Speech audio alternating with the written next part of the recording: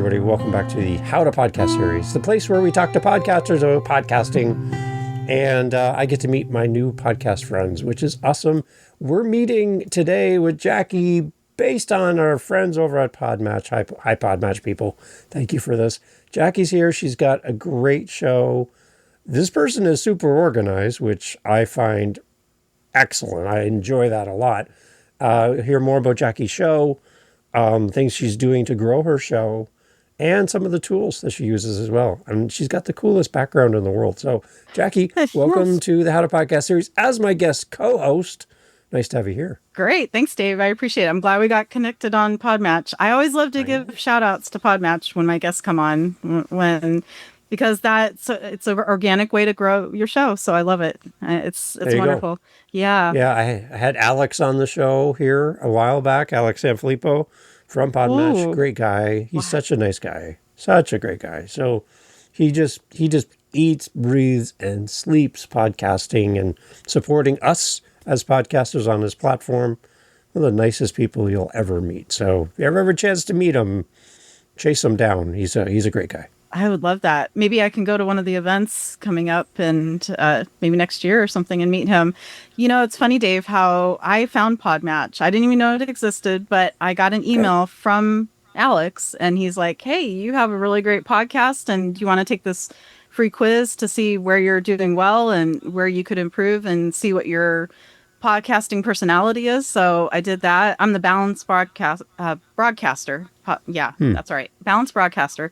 So it was interesting. That was eye-opening. It was like, okay, I'm doing well here. These are places where I'm doing great, and here's where I could improve. So it really was eye-opening for me. And so I started as a host back in May, and then like we were talking about before we started, it just grew like crazy. Yeah. All of a sudden my downloads growed, and I'm like, oh my goodness, because I was thinking of actually hanging up the podcast. Wasn't sure if I was gonna do it anymore. Yeah, because I wasn't getting guests that I want. It just didn't feel like I was meeting the goals. I almost felt like a failure. Like I wanted to start it for my students, and that was my main audience, my main purpose for doing it. So I wanted to have experts on, and I wanted to have even my students come on and say, hey, what's your experience with being a student, and what advice can you give to other students that are starting this program? That, you know, it's never easy to go back to school and get a master's degree and do that. And especially for working adults, going to school online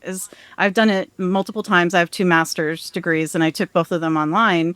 So I can empathize with my students because I know it's not easy. And I just want to give them all the tools they need, the things I didn't have as a student.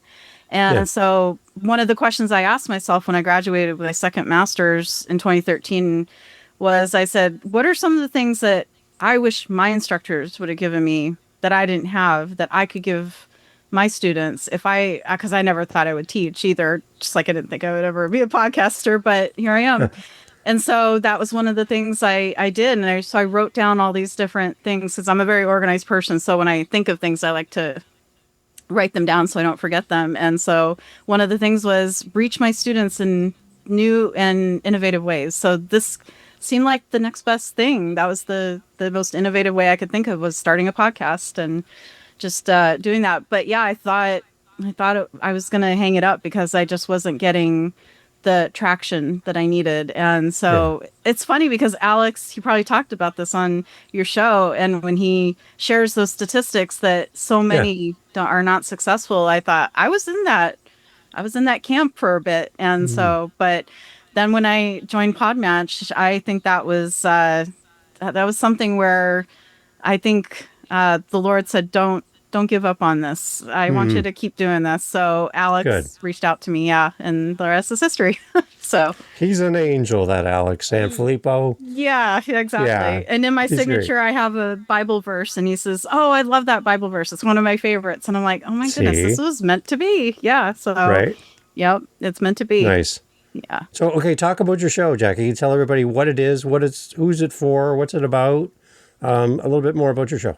Sure. So it's called Designing with Love. And I often, people ask me, where did you come up with the name? They love the name because it's unique. And I actually had a guest ask me on one of my recent episodes. She's like, where did you come up with that name? And so I told her, I said, well, I wanted to have design in there somewhere because I design learning experiences, and I'm an instructional designer, and often people don't know what that role is or what is an instructional designer. So I wanted to make it accessible, but I also wanted to bring about love for learning and love for just being able to create the greatest experiences for learners, no matter what area they're in, or just making sure they reach their goals in life, whether it's workplace learning or college education or something. So I just thought one day I was coming up with names for the show, and then Designing with Love popped in my head, and I was like, I like that. That's kind of neat. So that's where the name came from.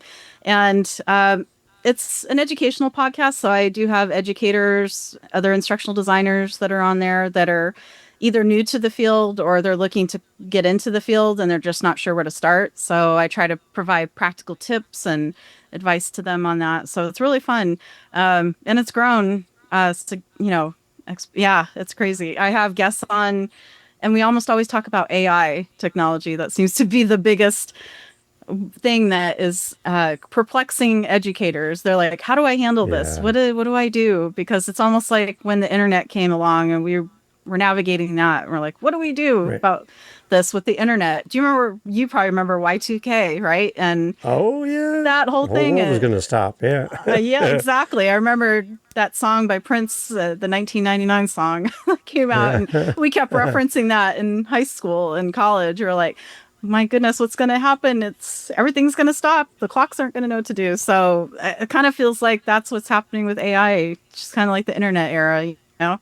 So it's very interesting. And I have different people on, and they talk about AI technology and how it's affecting education and, and things like that, and what we can do to stay ahead of it, but also, not be scared of it. So it's really interesting to kind of talk about that and those different areas. So I try to help my listeners to kind of embrace it and be cautious, of course, and everything, just like anything, but embrace it and know that it's not going anywhere. It's here to stay. So utilizing it. Yeah, I love that.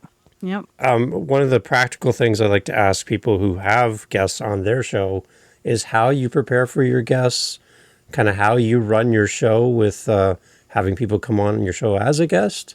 Do you have any tips for people listening who want to have guests on their show but don't really know how to organize themselves? You're a very organized person. So how you can organize yourself with your guests? Any tips for people? Sure. So I use a combination of the workflow system in PodMatch, but then I also have a Trello board. And Alex, it's funny because we had a little bit of a conversation on the community, on PodMatch community, and I was like, yeah, I love the workflow, but the workflow doesn't give me everything I need. I like to be able to have checklists. That has checklists too, but I like to be able to put labels on things, and there's just a little bit more that Trello has that to where I feel like I can put some of my stuff in there, and I have the goals of the show in there, and so it's always that visibility of having that. But yeah, I just like to I'm a visual person, so that's why I really like Trello. So I utilize Trello, and then I also utilize ChatGPT. I've got the paid version, the $20 paid version. So what I do is I take some of the questions, if they're on PodMatch, I take some of their questions or some of their information, and I'll take I've got like a interview sheet, and I kind of keep track of things that way. But then I utilize AI, and I'll just be like, hey, can you help me just kind of draft some questions and some lead-ins, something that feels natural? Because I'm the same way. I want it to be conversational. I don't want it to be scripted or anything like that. They're just more guiding questions for me. And I have it help me draft like an opening statement so I can introduce the guest and then have a good closing statement. So it has that good bookend, opening, closing. And then it's funny because ChatGPT said, hey, why don't you, if you have time, why don't you do this bonus question? And I was like, oh, that's a really good idea. So AI has really helped me to elevate my episodes and take them to the next level with my guests. So it's been really fun to explore that and kind of work with AI. And I don't take the first output, and I always, massage it and work with it. But yeah, it's really neat because this is cool, Dave. What I was able to do, I had last Saturday, I had 3 guests on my show, and then I was a guest on another show. So last Saturday was a busy Saturday. I was going from 11 a.m. all the way till 8 p.m. Last Saturday. So I was busy, and I was trying to prepare for those ones that I was guesting, right? That I had guests coming on. So, and then I was preparing for one for that following Monday. So I wanted to make sure I was ready to go. So I just sat down on a Thursday night, and I was able to whip out those interview sheets within a couple hours for 4 different guests. Nice. Using AI. So if I hadn't had that tool and utilized that as my digital assistant, that normally without that would have taken me days to do, and I was able to do it in hours. So so I think combining those different tools has really helped me to stay on top of things and be able to stay organized with it too, to know, okay, here's where I'm at, here's what I need to do, and so so the combination between the workflow, Trello, and then the AI has really helped to kind of keep myself organized, keep myself on track, and make sure things don't fall through the cracks, because it's so easy. You probably know this, but you do 8, so it can be easy for things to kind of slip up, and so staying organized is so important for something like this. Yeah. The one thing I did recently, right now I'm using Perplexity for my workflow, and I just went on and I did a really simple prompt. I said, tell me about the How to Podcast series hosted by Dave Campbell from Niagara, Ontario, Canada. That's it. And I let it go. And what came back to me was the best result I've ever thought would ever come. It gave me all of the things I'm ranking for keywords. It gave me a synopsis of my show. That the fact that I have guest co-hosts, I have solo episodes, I have what I call Daily Daves, which are my short episodes, kind of like what you do. Yeah. It gave me a rundown of my entire show. Wow. And it was like, check, check, check, check, all the way through. Like everything I'm trying to do, it caught everything. Wow. And I'm like, what a great reinforcement and kind of pat on the back, like you're on the right path. Yeah. To see things that I talk about and how I do my show and the format and everything. All my keywords were there. Everything I'm trying to be ranking for. It just brought it all back. And I'm like, what? So I did an episode, and I call it a Daily Dave. I just did a quick episode and said, I just did this thing, and here's what it said. And I read it off word for word on the podcast. It said, here's what it told me about this very show. And I was thrilled. So I encourage everybody to do something, just a very simple prompt, the name of your show, your name as the host, and where you live. Kind of give it some parameters, because Dave Campbell, there's a lot of Dave Campbells in the world. I'm up against all of them. But from all of that, it picked out every single thing for my show. And it didn't hallucinate. It didn't give any weird things or anything. Wow. It was like spot on. So a challenge for you. Yeah. When you have a chance, go on and do something simple prompt like that, ChatGPT, see what comes back. Yeah. I think you might be excited to see that. That is cool. Wow. I love that. And what I love about AI technology is it does learn over time, right? So it knows about my podcast. It knows about my style of writing and the style of my podcast. So when it formulates those draft questions with those lead-ins, it does a really good job first pass. And then I adjust it and I'm like, those seem kind of long. It's going to be hard for me to say that on my, or even, just use that as a guide. Of course, I don't say it word for word, but I was like, ooh, that seems a little bit lengthy. Can we tighten that up a little bit? So, so I always guide it and give it, a little bit of that gentle, okay, let's go this way or let's go that way. So it's neat. Yeah. Does a good job. One thing you were mentioning was that you are already pre-planned out and locked and loaded into March. We're recording right now, everybody, October 11th. Yes. But you are already locked and loaded into the next year. Yeah. Wow, really? I'm already planned out. It's crazy. I just did 3 solo episodes that are going to be released in December, and I've got them already planned out. And then I just had a host on my show yesterday, and his episode is going to be released March 1st of 2026. I'm like, wow, it's amazing. It's just how did that happen? But yeah, and then I've got another, I think 9 episodes that are solo that I already, and so I utilized again AI technology to come up with some of those topic ideas, and then I just take that topic idea and I say, okay, let's come up with an outline. Let's come up with, what are some things that I could, and it's amazing. I mean, yeah, I could come up with the ideas and I come up with those initial things of like, here's what I'm looking to do. But AI really helps me kind of bring them to life. So yeah, it's really neat. Like I did one episode recently. It's a solo one, and it was all about working collaboratively within, because in my type of role, we work with stakeholders, we work with subject matter experts to help bring the curriculum to life, because it's never just one person, it's always a team of people.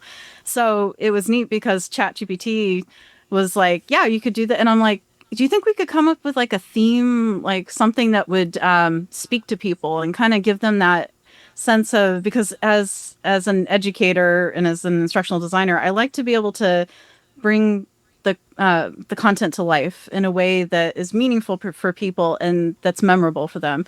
So I said, yeah, why don't you do like a little road trip type of thing, and have mile marker 1 is this, mile marker 2, and then it had like all these different things that were akin to taking a road trip. And then, you put this in the glove box and you take it out when you need it. And I was like, oh my goodness, I love that. The little handbook, like my little guidebook, I take it out when I need it. And so it had all these mile markers along the way. And so then when I made the companion guide to it that people can actually download and everything, I kept that road theme and that road trip theme. So it's got like the little road thing and it's got the little mile markers. And I'm like, this is so cool. I love this. So now I'm thinking future episodes, if I can have a theme like that, I think that would be really neat to have that. So it's cool how that I was like, hey, can we come up with a theme? And it said, yeah, why don't you do this? And I'm like, I love that. Yeah, that's great. Yeah. Were you an early adopter of AI, or did you kind of wander into AI? It's interesting. I was cautiously optimistic about it, but then they started pushing it at work where I work. So I work for an educational services company, and we provide consulting and curriculum services for one of the largest Christian universities out here in Arizona. It's called Grand Canyon University. And so we provide those services for them. So we help them build their programs and their courses out and things like that. And so they were really not pushing us, but they were encouraging us to utilize AI technology. And so because the curriculum is proprietary and we don't want that to get out there, they created a closed system AI model for us. Nice. And so we use that, and they have chatbots for students that they've been developing. So the IT team has been just phenomenal at kind of really embracing that. And so they have one called Mira, and it's for science students. So those that are like in nursing and science, to get that help, the study tools, and it can do flashcards and all kinds of things to help them study for their exams. And yeah, it's really fun. And then they've got one called Isaac, and that's for the math students, because math is always hard. Yeah.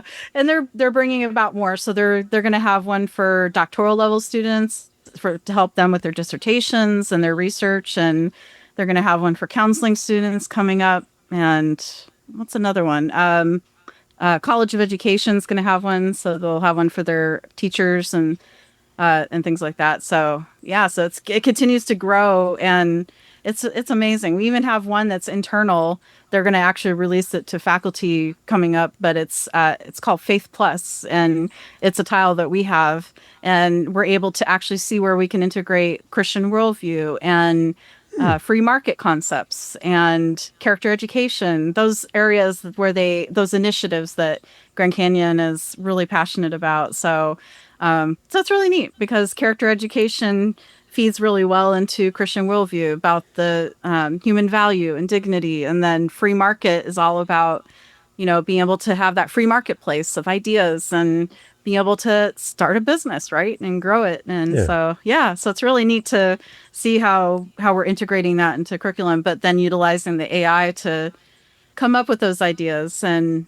integrate that. So it's a lot of fun to see where I'm utilizing AI in every aspect of my life now. So I'm utilizing it at work, I'm utilizing it in my teaching and in my podcast. So and then I helped it helped me to with my book too, to kind of not to write it necessarily, but just to like I had my chapters all lined up and I felt like something was not quite there with the chapters. I felt like something was off. I have 20 chapters in the book, and as I mentioned to you before we got on the air, the book is based on one of the most popular solo podcast episodes, and so I broke each chapter into elements, but it just felt like it was off for some reason. I'm like, this just doesn't feel like it's in the right order, but I couldn't pinpoint what it was. So I took all my chapters and I stuck them into ChatGPT and I said, hey, are these in a good order? Because this is what I'm looking to do with the book. This is what my goal is of it. And can you kind of evaluate the chapters and see if I need to rearrange anything? And it came back and it said, yeah, you've got, these are in good order, but why don't you rearrange some of these? And I was like, oh, okay, this is really good. I like this. So I didn't go exactly with what it did, but for the most part, I was able to rearrange. And when I did that, I was like, oh, this is so much better. I knew something was off, but I just couldn't pinpoint what it was. So it kind of helped me work through that and gave me reasoning behind it. So it's like, don't just change these chapters, but here's how you can actually make it better and make it more digestible for your readers. So it's like, oh, this is great. I love it. So it's been great to have that assistant, that digital assistant. I call it my companion too sometimes. Digital companion. There you go. So you got content, you're doing really well there, you're organized. Yep. Talk a little bit about your audience now. How are you connecting? How are people putting up their hands saying, Jackie, I listened to your show? Like, what's that piece like for you, your engagement with your audience, people who listen to your show? Yeah. How are you doing that? That's great. Yeah. I'm really active on LinkedIn, so I make sure that I have that active professional community on LinkedIn. So I've actually been able to meet a few people because of the podcast, and I've connected with them through LinkedIn, and then I've had them on my podcast. So for example, James Gilchrist, he's the founder of Lighthouse Learning Development. I believe it's in Colorado, but he also is an ambassador for iSpring Learning Solutions and the Learning Guild and all these different L&D type, and that's where my wheelhouse is. And so we connected through that, and I went to one of their webinars and I was like, hey, James, I'd love to have you on my show. He's like, yeah, I would love to. So he was on my show recently, and he goes, go into the iSpring Learning Exchange, which is a private group, and he said, promote your podcast on there. Whenever you release something, promote it on there. I'll do whatever I can do to help your show grow and get viewership. So then I have individuals through that have reached out to me and they're like, hey, I want to be a guest on your show. And so every time I post something, I get somebody that's like, wow, that's great. And then they want to connect with me. And so I'm growing that professional, community of people. And then I'm reconnecting with people I used to work with that want to be guests and raise their hand. And they're like, yeah, I want to be on your show. So it's really neat how that's grown. One thing I did recently, Dave, is I took Alex's advice, because I don't know if you remember, he did this post in the community not too long ago with all the different recommendations for like using Buzzsprout as your hosting provider, which I have, and using Riverside, which I have that. But one thing he mentioned was PodPage, and so I looked into it, and I was like, maybe I need to look into that, because Buzzsprout gives you a free website, but it doesn't have the opportunity to really engage, and it doesn't have some of the automation that I was looking for. So so I took the plunge, and I've got PodPage now, and because I had a separate blog site, and I was like, this is too much. I've got I don't feel like I'm as organized. I feel like I'm like, I can't be in 3 different directions and Yeah. send people to 3 different websites. I have to have one central website. So Podpage has been really good. I've had it for a couple weeks, and I just transitioned all my blog content over there and have that there. And yeah, so it's really good. And it's automating all my release, all my different posts on LinkedIn now. Yeah. So it's less work for me. So I'm happy about that. I love it. See? Yeah. You know your tools, that's for sure. You know what you're doing. Yes, it's great. I like love it. Yeah. And it also I have a guest intake form now, which I didn't have before. And so I'm able to actually have my guests go on there, fill out the form, and then it lists them as a contributor. I can link them to the episode, and each episode has its own dedicated page, which I really love, and it connects to the blog post. So down the road, what I'd like to do is have a newsletter and have that be part of my subscription package, because I also have a Buy Me a Coffee. I noticed you have Buy Me a Coffee as well. So there you go. Yeah. So it's great. Yeah. And so what I'd like to do is I have 4 subscription tiers on there that give, some perks for people. And one of the perks is a newsletter, but I don't want to start the newsletter until I have some people, because I'm like, why should I do a blog and a newsletter? Yeah, if I don't have people yet. So I'm going to wait and see how long it takes to get some people that will subscribe. But I would offer that and like virtual meetups for people, so we can chat and talk. And interesting. Yeah, so it's pretty cool. And Podpage has a voicemail option too, where someone can leave a voicemail. So I've got that on there too. And then I've got the widget in the bottom left of the Buy Me a Coffee widget. So it's pretty cool. Yeah, so I love it. So it's taking it a step further than what I had. Because again, Buzzsprout's great. They've got a great, platform with the website, but I felt like I needed to take it to the next level for that. So I think it'll be great to grow that listenership and on all of that. And then when the book comes out, I can link that all together and promote the book and all of that. And so it'll be like organic type of growth, I think. And it'll provide that multiple means of engagement for my listeners as well. So it'll be fun to explore that. Yeah. And get into what Podpage can offer. But so far I'm like, wow, this is amazing. It's impressive. Nice. Yeah. Yeah. I just had a coffee donation from a listener in Iceland yesterday. Ooh, wow. And I'm like, really? I'm like, wow, that's Iceland. Okay. Wow. Okay, sure. It's like, that's amazing. You never know. It's crazy, right? Yeah. I've had my Buy Me a Coffee for 8-9 months now, and my audience has been amazing. And what I do with the money, I have a job. I have a full-time job, so this is all on my spare time to do all this podcast stuff. Me too. So what I do, is I reinvest that money into podcasters. So when I help somebody set up their show, I get them to set up a Buy Me a Coffee, and I want to be their first coffee donation.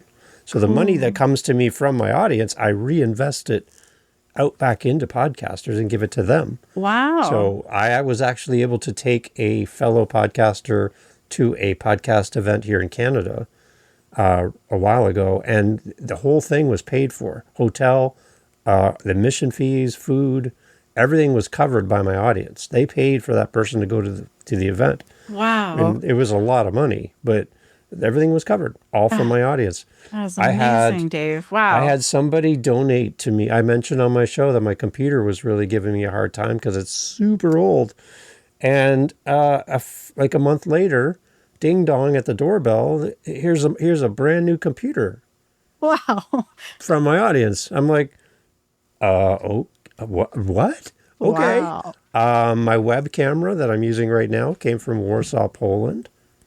Oh my gosh. A listener in Poland was like, hey, I want to buy you a camera. I'm like, really? What? Really? I'm just creating content here. I'm just having fun. And they're like, yeah, we want to support you. So, yeah, that's a form. What I tell all the podcasters when they first get set up is use something like Buy Me a Coffee as a way for people to engage with you. Right. Right? When you create something for people, you build a companionship with these listeners. Right. And they see you as a regular pop-up on their phone every week or every 2 weeks, whenever you do your show, you become part of somebody's regular routine. Exactly. And in that, they feel like they know you. And they just want to do something nice. So if you have a way for somebody to buy you a $5 coffee, they will. Exactly. If you tell them about it, right? And then I'm using SpeakPipe, which is similar to what they have on PodPage. But my SpeakPipe, I have almost 400 messages, voice messages from my listeners. Like, they just keep coming in. People are like, hey, I love the episode. Hey, I want to be on the show. All this fun stuff. And it's just, you get these emails, you're like, this is so cool. Wow. Right? And that's where I think people really struggle when they first start their show. They create content, they put it out in the world. And if you're a solo podcaster, you're doing it by yourself. Yes. And you're like, is anybody even listening to this? Right. Like, I see the stats, I see people, I see a number, but I don't know who they are. Right. Are they passive? Are they active? Yeah. Once you get those tools in place, like a Buy Me a Coffee and a SpeakPipe or a PodPage version, then at least people have a way to respond to you. And once you start hearing those messages, what I love on Buy Me a Coffee, I don't know if you've done this yet, but there's an option on Buy Me a Coffee to record a video thank you to the person who donates to you. I'm using that all the time now. So I always have my coffee with me when I do it, because it's Buy Me a Coffee. And I just turn on and I record a video clip just for that person. Right. It's like, hey, Jackie, thank you so much for filling up my cup. Thank you. I really appreciate it. You're so great. Yes. And it's something that you do for that one person. Right. And they feel like you're connecting and you're taking the time to do that. Yeah. And the reason why I like 10, that. 15 seconds, right? Something. Yeah. It's the Taylor Swift hat at her show. You know, when she would dance down and there would be one fan at the end of the stage waiting, she would dance down. There was the 22 hat. She would take it off, put it on the kid or whoever it was, the fan in the moment at the show, give them a hug, and then they would dance off, right? Yeah. Everybody in that big arena wanted to be that person to get a free hat from Taylor Swift. Right. She can't give a hat to everybody. Well, she probably could afford it, but she wouldn't do it for everybody. She did it for one. Nobody was jealous. Everyone was cheering for that person. Super happy for them. But Taylor took a moment out of all of those people to focus on one. And when she focused on one, everybody benefited. Right. So as podcasters, we, like Taylor, need to focus on the one. Focus on that one person. Connect deeply with that one person. We wish we could do it for everybody, but we can only do it for the one. Right. So a video message back to a coffee donation, and the response to that from the person in Iceland was like, oh my gosh, this is the coolest thing ever. A video response. Thank you so much. Right. That people remember those things. Absolutely. Right. And a DM, when you get into Instagram, for example, a voice message DM rather than a text. Right. Because people want to press play on that. They're like, what is this thing? I want to know what is this Jackie's voice? Hi, it's Jackie. Hey, Dave. Thanks for listening to the show. Oh, Jackie's talking to me. My favorite podcaster is talking to me. Right. It's above and beyond. It's do for the one you wish you could do for the many. Right. It's personable for them. Yeah. They feel like, that they're not just another listener, but they're, you make a difference in their life. Yeah. Yeah. Yeah. And then they become your super fan and your loyal listener, right? Right. For life. And then they pass it along and then they say, hey, I've got this great, they're going to remember that. Absolutely. Yeah. Yeah. I love that. Yeah. That's neat. What, before we wrap up, Jackie, because I could talk to you all day, your growth idea, what is your measure of success that you know you're on the right path for your show? What's that marker, that mile marker for you? Right. What is it, that thing? Doesn't have to be the finish line, but what keeps you going? What keeps you directed in the right way, in the right direction? How do you measure success for your podcast?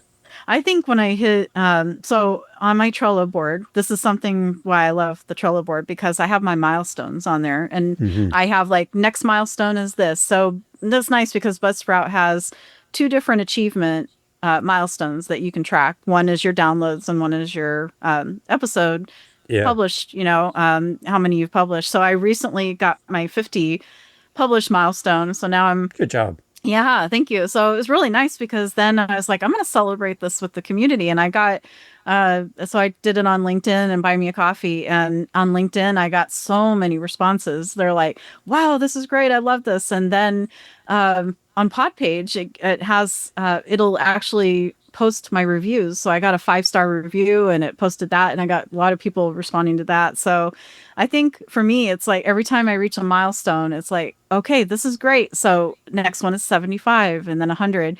But I think the 100, that'll be the great one. It'll be like century mark. Oh my goodness, I reached 100. And then, yeah, so I've got a fellow coworker. She has a podcast and it's a writer's podcast. So she has writers that come on her show, kind of like with yours, with authors and writers coming on. And she told me the other, it was a couple weeks ago. She's like, yeah, I'm going to reach, I think she told me like 100,000 downloads. And I'm like, oh my gosh, Ruth, I'm not even close to that. I'm at like almost 2,000. I'm approaching 2,000. So I'm not quite there yet. But I mean, if I can get to 10,000, I mean, that would be golden if I could get to 10,000. Right. Yeah. And like you said, it's not a finish line. It's just what's that next mile marker, right, that I can reach. Yeah. So yeah, I would love to be able to, reach 5,000 and then reach 10 and just keep, the sky's the limit with podcasting because it keeps growing. And I think, there's all this hype out there that podcasting is it really going to sustain but I think it will. I think it's a medium that continues to just grow. And I don't think there's any risk of it being oversaturated because I think people have such unique ideas and unique ways they can reach their audience that they have niches that they can tap into. So yeah, like this one you have, you do it differently than another person might do it with podcasting. I was on the Podcaster Nation with Rory Paquette. With Rory. So I was on his and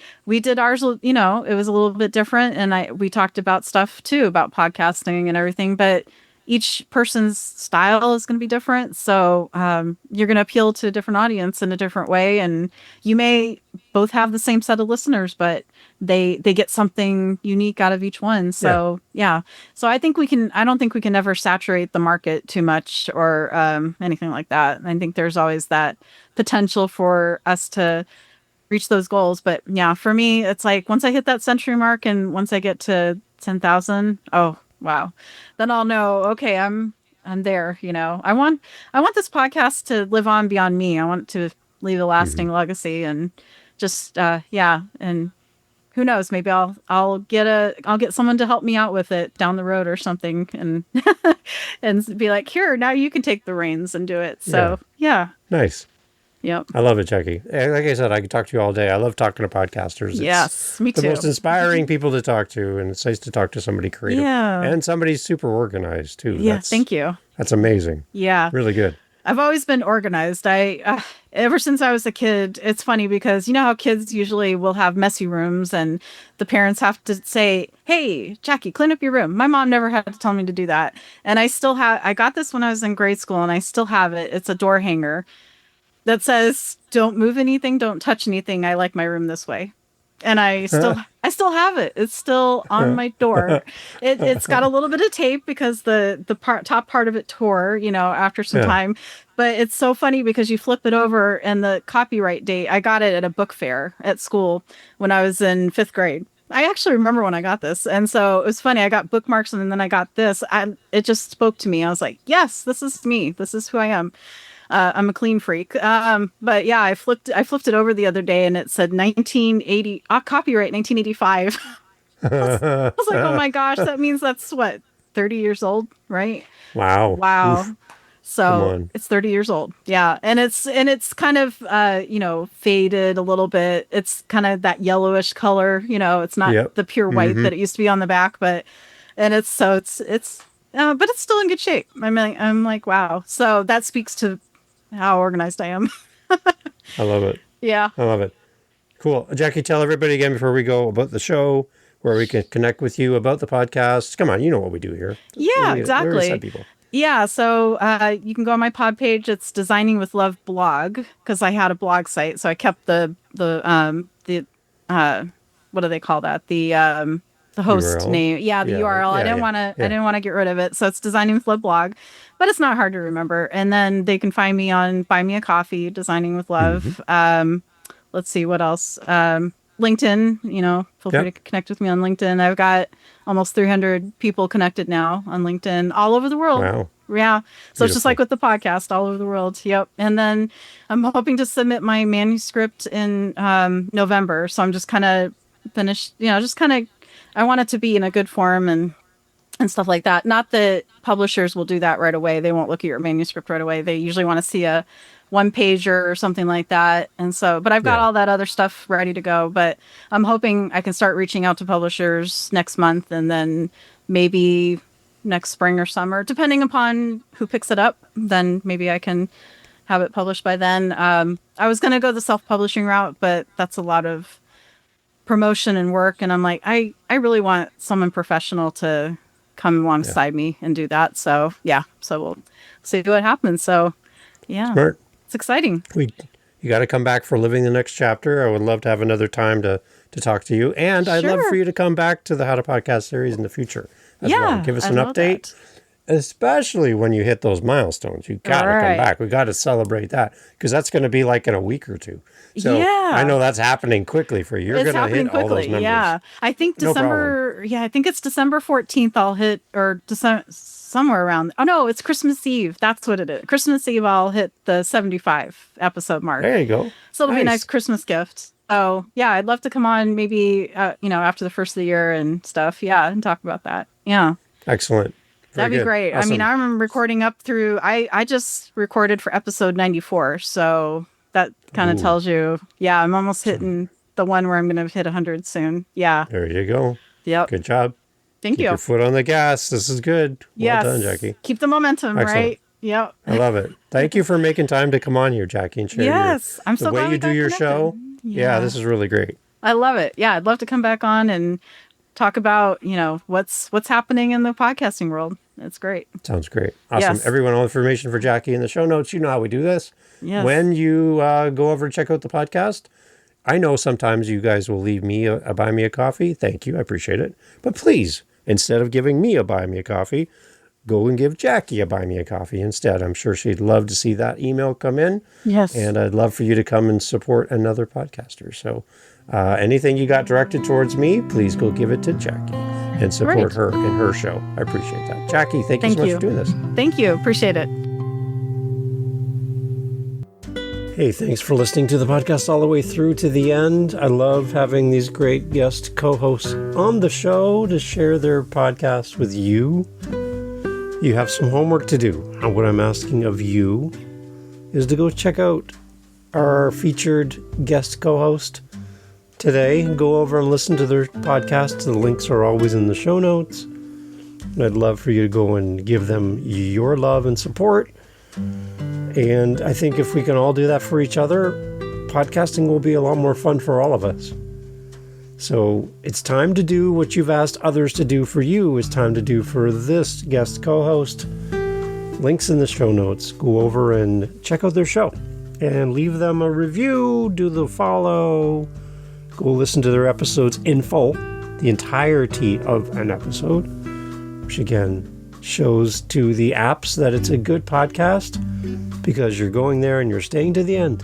It's probably one of the best ways you can help a podcaster grow their audience and be shown to more people is by simply going and listening wherever you listen to the very end, like you're doing right now here.